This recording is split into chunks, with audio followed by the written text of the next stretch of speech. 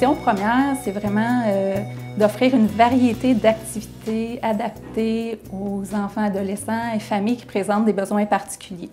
Je vais retourner aux études en éducation spécialisée sans savoir que j'allais être la mère de 2 enfants qui présentent des besoins particuliers à différents niveaux et sans savoir que moi-même, j'allais présenter des besoins particuliers. C'était vraiment une motivation très égoïste de ma part. J'étais vraiment à la recherche de services pour mes enfants. C'est très difficile à trouver et quand j'ai réalisé, en regardant les différentes statistiques, que 9 parents sur 10 concernés par la même situation que je vivais nomment cette difficulté-là, la difficulté d'accessibilité aux ressources, particulièrement en éducation spécialisée. J'étais à la recherche d'un nom significatif qui allait représenter l'équilibre. C'était vraiment ma motivation, cette recherche d'équilibre-là. Et quand j'ai trouvé le nom Les Funambules, je me suis dit, ça y est, je m'enregistre, on verra le temps que ça prendra. J'ai l'expertise, j'ai la passion, j'ai un côté leader en moi, j'aime travailler en équipe, je connais le réseau, donc on fonce et on développe l'entreprise.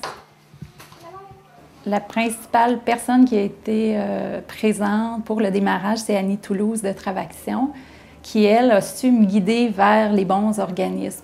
Parce que c'est sûr qu'au niveau de l'éducation spécialisée, l'éducation enfance-famille, j'avais déjà plein de contacts, étant donné que je travaillais déjà dans le domaine depuis un certain nombre d'années déjà. Mais tout ce qui est au niveau entrepreneuriat, même si on a le côté entrepreneur en soi, mais c'est tout un monde qui était nouveau pour moi. Puis elle a su vraiment bien me guider, que ce soit au niveau des étapes, comment structurer le projet au lieu d'aller à droite, à gauche. On a choisi vraiment de maximiser l'offre de services au niveau des activités adaptées enfants-adolescents parce que c'est le besoin qui était le plus criant. Sauf qu'on n'est pas simplement un camp spécialisé. Oui, c'est notre créneau de base dans le sens qu'on veut offrir du répit aux parents, mais en tandem, des activités stimulantes, enrichissantes pour les jeunes. Et voir, est-ce qu'ils aiment ça? Est-ce qu'ils vont se trouver des talents quelque part? Parce que c'est des enfants qui parfois vont être un petit peu réticents à tenter de nouvelles expériences à force de vivre des échecs dans un rythme qui n'est pas le leur, soit en milieu scolaire ou dans les activités régulières qui ne conviennent pas à leur rythme à eux. Donc, on veut leur faire vivre des réussites en explorant différentes activités. On peut accueillir également des enfants qui n'ont pas de besoins particuliers ou des enfants, ça peut être le parent qui est en arrêt de travail, qui a des problèmes de santé, un deuil dans la famille. On y va vraiment avec les besoins pour que ce soit accessible, flexible, parce que le besoin de répit arrive rarement du lundi au vendredi entre 9h et 4h. On a voulu offrir vraiment une variété. Il y a des camps méli-mélo où là, les jeunes vont toucher à tout, mais on a aussi des camps plus spécialisés comme l'escalade adaptée. On va faire de la voile adaptée également. Et il y a beaucoup d'activités au niveau des sciences naturelles. C'est pourquoi on a mis sur pied un cercle des jeunes naturalistes. Et il y a l'école de danse également et l'école de karaté au sol de l'ancienne église. Et avec l'école de danse, on a parlé aussi d'un partenariat pour de la danse adaptée. Donc, on veut élargir les services, mais à l'année, en fait, et non seulement pour les camps d'été. Il y a plein d'autres choses. C'est beau, là. Il y a des beaux projets à venir encore. Je dirais le principal défi, c'est au niveau de l'accessibilité aux services.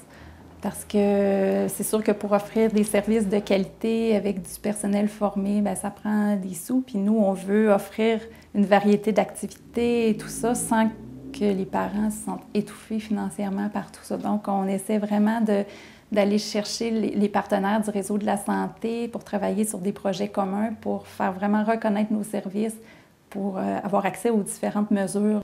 La bourse de 5 000 $ de mon entreprise, Ma Réussite, c'est ce qui fait qu'on peut pousser de l'avant le projet de l'allocation du local supplémentaire pour l'espace psychomoteur. Donc, on va pouvoir vraiment aménager un local avec du matériel stimulant puis adapté là, pour les jeunes pour vraiment travailler cet aspect-là. Et le support au niveau du mentorat, c'est clair qu'on va en avoir besoin. Comme je le disais plus tôt, j'ai une expertise, mon équipe, nous avons une expertise dans le domaine, mais il y a tout un aspect qu'on doit aller chercher là, au niveau de l'entrepreneuriat, de la gestion de l'entreprise, le travail d'équipe à consolider, tout ça. Donc, il y a vraiment beaucoup de besoins à ce niveau-là. Donc, c'est un plus pour nous. Merci beaucoup.